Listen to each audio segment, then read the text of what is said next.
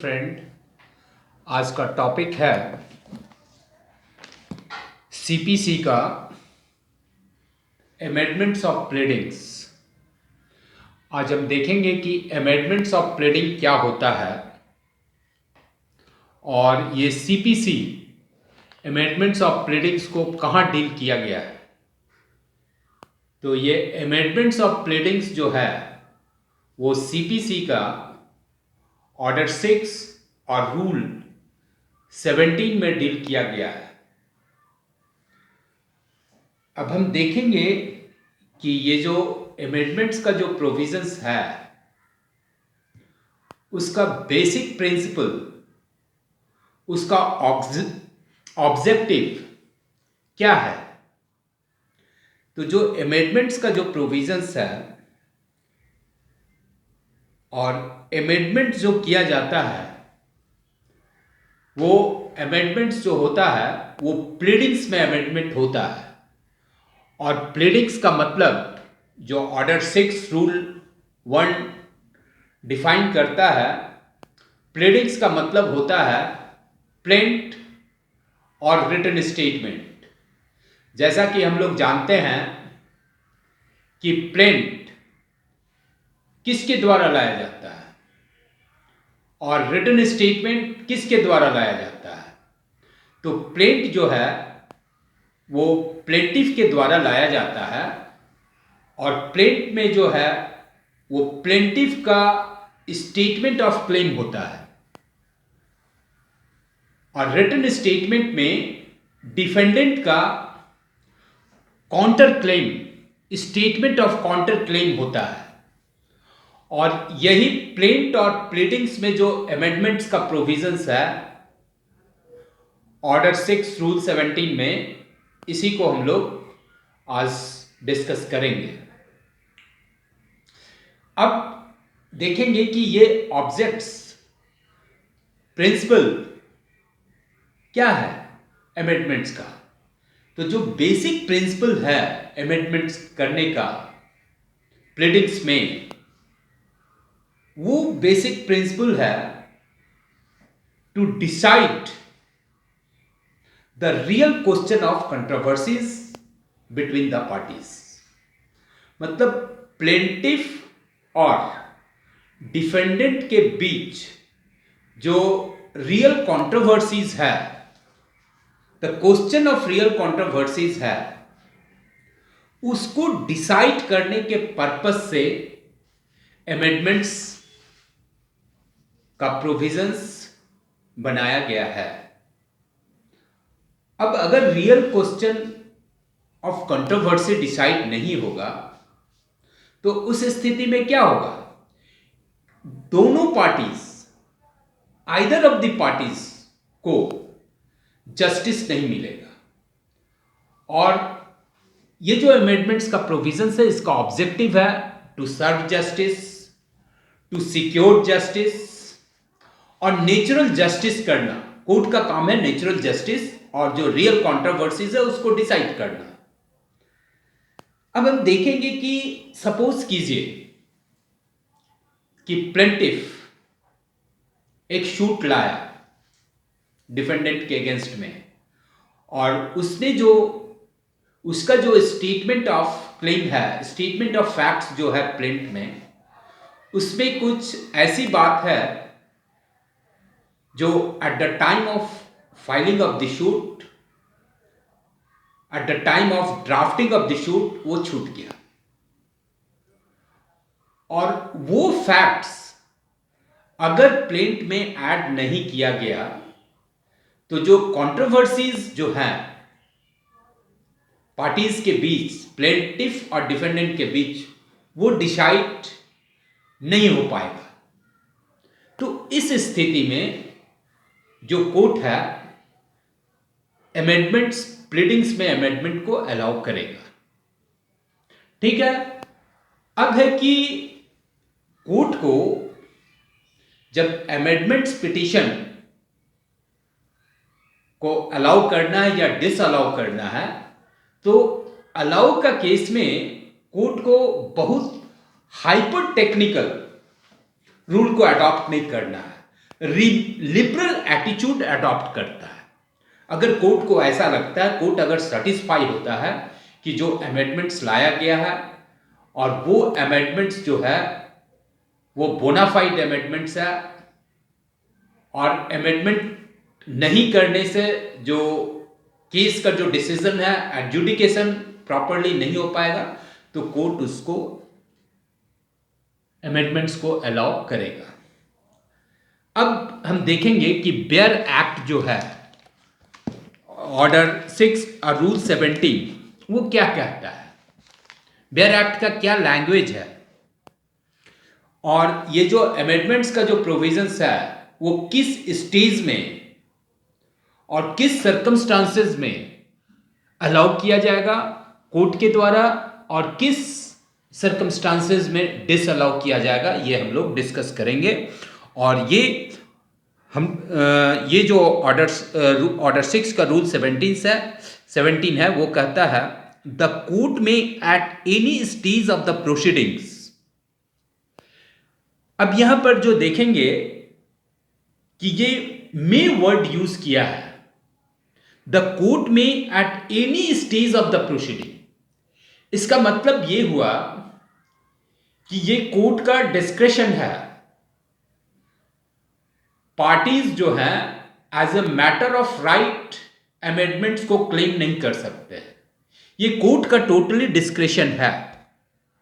कहता है the court में at any stage of the proceeding allow either party to alter और amend his pleadings in such manner and on such terms as may be just, and all such amendments shall be made as may be necessary for purpose of determining the real question of controversy between the parties। बहुत clear है। कहता है कि court का discretion है, court में at any stage of the proceeding, मतलब suit का जो प्रोसीडिंग का जो स्टेज होगा उसका किसी भी स्टेज में कोर्ट जो है वो अमेंडमेंट अलाउ कर सकता है। प्लीडिंग्स में, पार्टी का प्लीडिंग्स में अमेंडमेंट अलाउ कर सकता है। और किस मैनर में, वो कहता है इन सच मैनर, और कुछ टर्म्स के साथ, कुछ स्पेशल मैनर्स, कुछ बेसिक मैनर्स के साथ, कुछ टर्म्स के साथ। अब वो टर्म्स जो होना चाहिए मे बी जस्ट, वो जस्ट होना चाहिए। और ये जो अमेंडमेंट्स है, all such amendments shall be made as may be necessary, वो उसकी जरूरत होना चाहिए किस पर्पस से, for the purpose of determining the real question of controversy between the parties. अब इसमें हम लोग क्या देखें कि any stage of the proceeding amendments allow होगा। इसका मतलब हुआ कि किसी भी स्टेज में। अब स्टेजेस क्या है,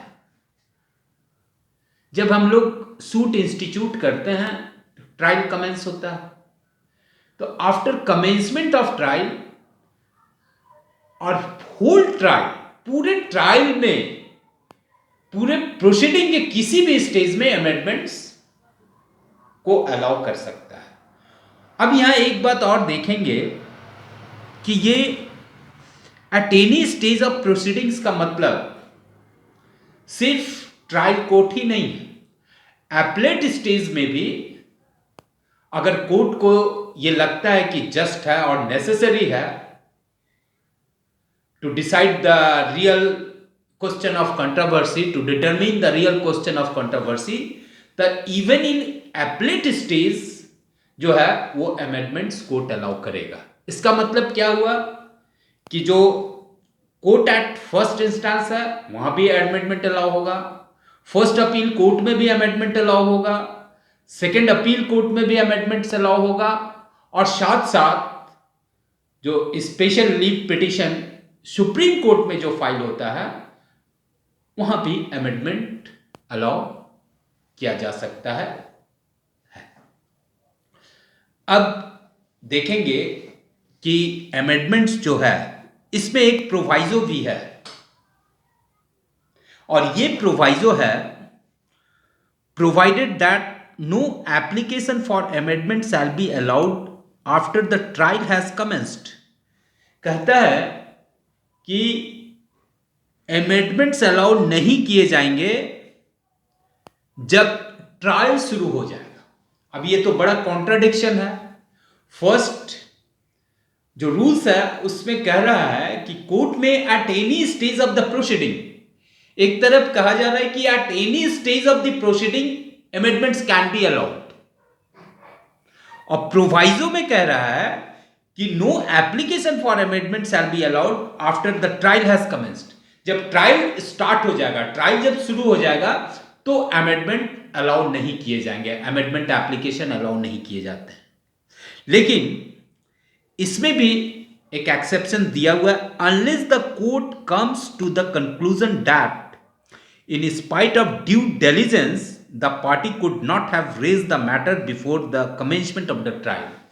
इसमें कहता है कि लेकिन कोर्ट अमेंडमेंट अलाउ कर सकता है अगर कोर्ट ये सेटिस्फाई होता है, कोर्ट इस कंक्लूजन में पहुंचता है कि पार्टीज जो थे इन स्पाइट ऑफ ड्यू